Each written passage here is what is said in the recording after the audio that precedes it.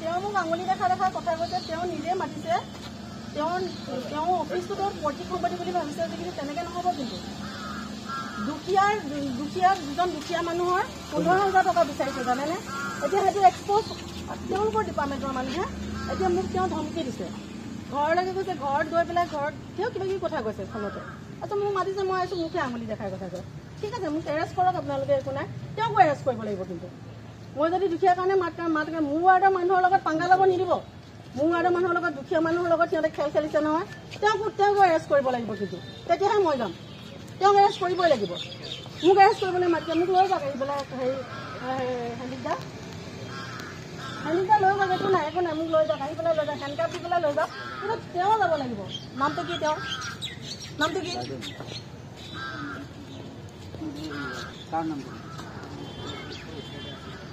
নাই দাদা, কমপ্লেইন তাৰ মোক দিবলগীয়া একোৱেই নাই। তেওঁ দিছে, তেওঁ কমপ্লেইন দিছে, তেওঁ যাব লাগিব।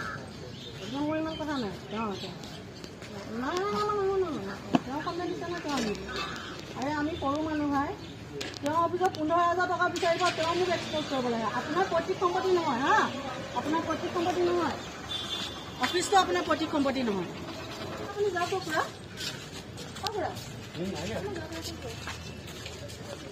উঠাব প্লিজ।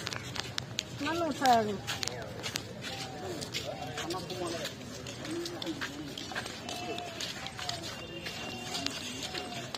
এগৰাকী মহিলা, তেখেতৰ নাম অৰ্চনা বৰদলৈ।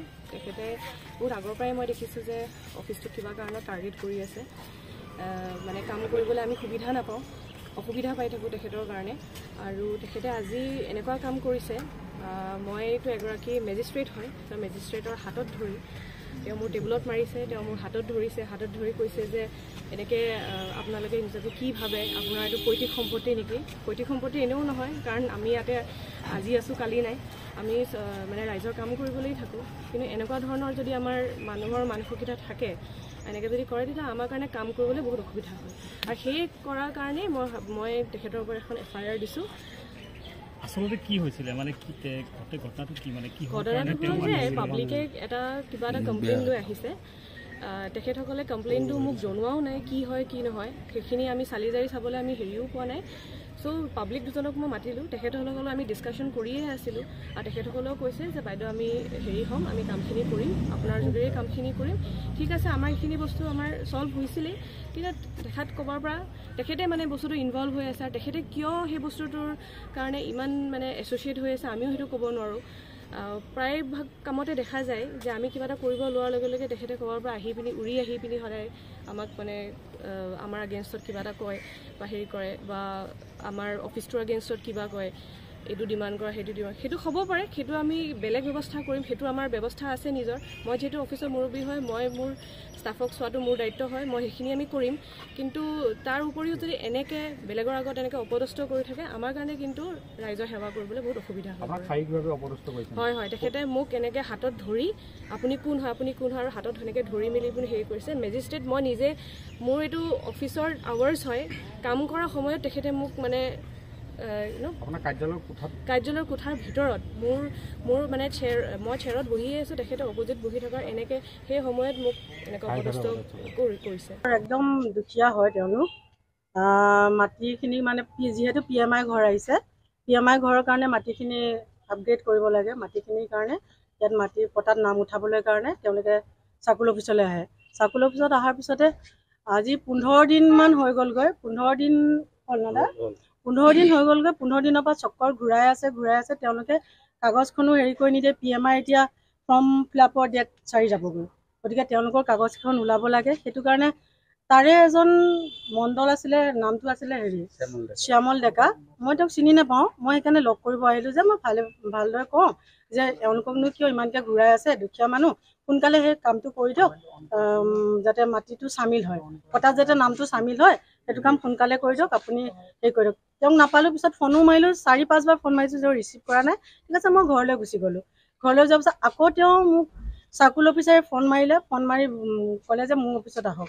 তাৰপিছত মই ক'লোঁ মই এতিয়া যাবলৈ নোৱাৰিম, মোৰ ডাঙৰ ছোৱালীজনী গা বেয়া, সেইটো কাৰণে নাযাওঁ। ঠিক আছে, তথাপি মাতিলে কাৰণে আহিলোঁ। তেওঁ মাতাৰ পিছত ইয়াত ক'লে যে আপুনি আহি অফিচত নাহিব, হেন তেন কৈছে। অফিচটোতো কাৰো পৈতৃক সম্পত্তি নহয়। গতিকে অফিচত অহা মোৰ ডেম'ক্ৰেটিক ৰাইট আছে, কাৰণ মোৰ দুখীয়াৰ কাৰণে, জনতাৰ কাৰণে মই এটা ৱাৰ্ডত সৰু মেম্বাৰ হয়, মই কোনো ইমান ডাঙৰ নহয়, একেবাৰে সৰু মেম্বাৰ এগৰাকী। দুখীয়াৰ কাৰণে মই আহিছোঁ, তেওঁলোকে মোক কিবা এটা অৱগত কৰিছে, সেইটো মীমাংসা কৰিবলৈহে আহিছিলোঁ মই। তেওঁক 8টা 9টা মানুহৰ ৰুমত সোমোৱাই মোক শাৰীৰিকভাৱে অপদস্থ কৰিছে, আঙুলি দেখাই কথা কৈছে, এনেকৈ কৈ আঙুলি দেখাই কথা কৈছে, আপুনি কোন, আপোনাক মই এতিয়াই চাই ল'ম, পুলিচ আনি ধৰাই দিম। মইতো এক্সপ'জ কৰোঁ বুলি ক'লে বহুত পাৰিলোঁ হয়, তাৰ মাজতে এই দাদাৰ পৰা তেওঁ 15,000 টকা বিচাৰিছে, আৰু সেই 15,000 টকাটো মানে সন্মানীয় চাৰ্কুল অফিচকো দিব লাগে বুলি কৈছে, শ্যামল ডেকাই। তাৰপিছতে সেইটো কাৰণে আহিছোঁ, ইমান পইচা কিহৰ দৰকাৰ?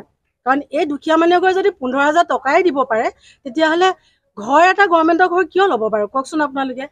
আটাইতকৈ দুখৰ বিষয় এইটোৱে কথা যে এটা PMI ঘৰৰ কাৰণে এজন দুখীয়া মানুহে চাৰ্কুল অফিচত যেতিয়া এটা ইয়েৰিং কৰিবলৈ যায়, আৰু তেওঁলোকক নটাৰীও কৰে, ইয়েৰিঙো কৰিবলৈ যায়, তাৰপিছত চব অ'কে হৈ যোৱাৰ পিছত পইচা বিচাৰে, তাতকৈ আৰু দুখৰ কথা একো নাই। আমাৰ অসম চৰকাৰ, ভাৰত চৰকাৰে ইমান ধুনীয়া সুন্দৰ এটা পদক্ষেপ দিছে যে PMI ঘৰ প্ৰত্যেকজন দুখীয়া শ্ৰেণীৰ মানুহক দিব লাগে বুলি। দুখীয়া শ্ৰেণীক দিয়াৰ আগতে ইয়াতে চাৰ্কুল অফিচাৰে যদি তেওঁৰ সহকৰ্মীৰ লগত যোগ হৈ পেলাই মিলি পেলাই যদি পইচা খাবলৈ ধৰে, তাতকৈ দুখৰ কথা একো নাই।